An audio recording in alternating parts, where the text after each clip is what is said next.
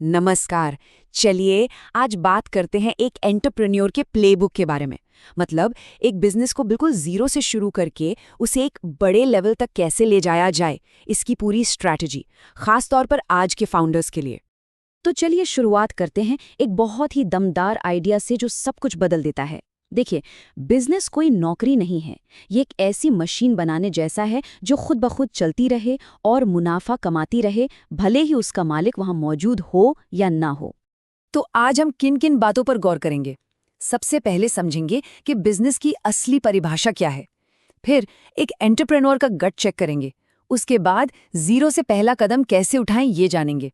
फिर बात होगी बिजनेस को स्केल करने के महाभारत सीक्रेट की। और आखिर में अगले दशक में सरवाइव कैसे करना है, इस पर भी चर्चा करेंगे। तो सबसे पहले बात करते हैं उस सबसे बड़े फर्क की जो एक असली एंटरप्रेन्योर को किसी भी सेल्फ एम्प्लॉयड इंसान से अलग करता है। इसे समझने का एक बहुत ही शानदार तरीका है। सोचकर देखिए, क्या कोई अपने ही बिजनेस का रामू काका है? मतलब जो दुकान खोलता है, काउंटर पर बैठता है और जिसके बिना एक दिन भी काम नहीं चल सकता। या फिर क्या कोई एक असली उद्यमी है जो बिजनेस में नहीं बल्कि बिजनेस पर काम करता है, यही सिस्टम बनाता है, भविष्य की प्लानिंग करता है और काम को डेलीगेट करता है। अच्छा, बिजनेस शुरू करने का फैसला लेने से पहले एक बार रुककर ईमानदारी से खुद को परखना बहुत जरूरी है। क्या एंटरप्रेन्योरशिप का रास्ता वाकई सही है? ये एक बहुत ही जरूरी सवाल है। क्या कोई सिर्फ बिजनेस के ग्लैमर को देखकर आ रहा है, या फिर जीरो से कुछ बनाने की जो असलियत है, जो मेहनत है, उसके लिए भी तैयार है? तो यहाँ एक 5 पॉइंट का गट चेक है। पहला, क्या स्ट्रेस झेलने की हिम्मत है? मतलब रातों की नींद और लगातार प्रेशर। दूसरा, क्या शुरुआत में झाड़ू लगाने से लेकर लाइट बल्ब बदलने तक हर काम करने का जज्बा है? तीसरा, क्या बाजार की नब्ज पकड़ सकते हैं? चौथा, क्या हालात के हिसाब से खुद को और अपने प्लान को बदल सकते हैं? और पांचवां, क्या एक टीम बनाकर उसे लीड कर सकते हैं? अगर इन सवालों का जवाब हाँ नहीं है, तो शायद नौकरी करना एक बेहतर और सम्मानजनक रास्ता हो सकता है। और टीम बनाने वाली बात पर ये उदाहरण बिल्कुल फिट बैठता है। देखिए, अकेले किसी का टैलेंट काफी नहीं होता। एक बिजनेस खड़ा करने के लिए एक मजबूत टीम, एक आर्मी बनानी ही पड़ती है।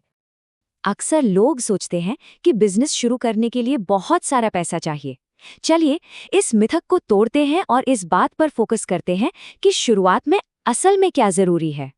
तो पहला कदम जिसमें एक भी पैसा नहीं लगता, वो है एकलव्य बनना।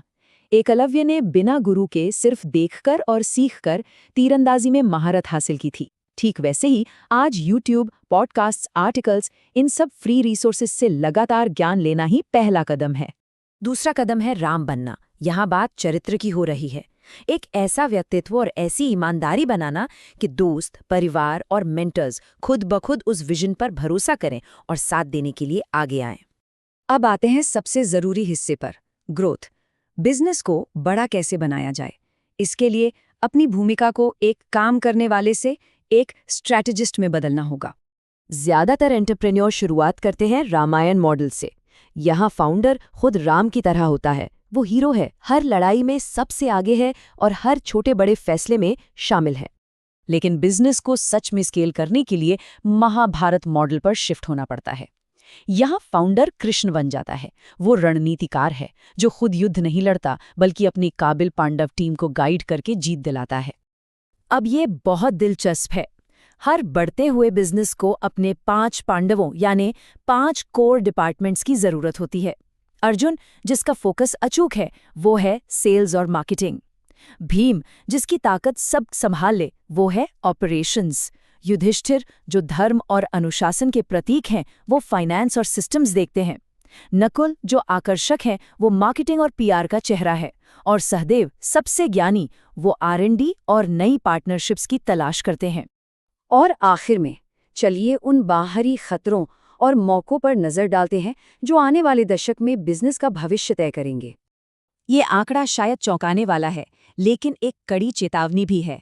अनुमान है कि अगर सही बदलाव नहीं किए गए तो अगले 5 सालों में 40% पारंपरिक बिजनेस खत्म हो जाएंगे।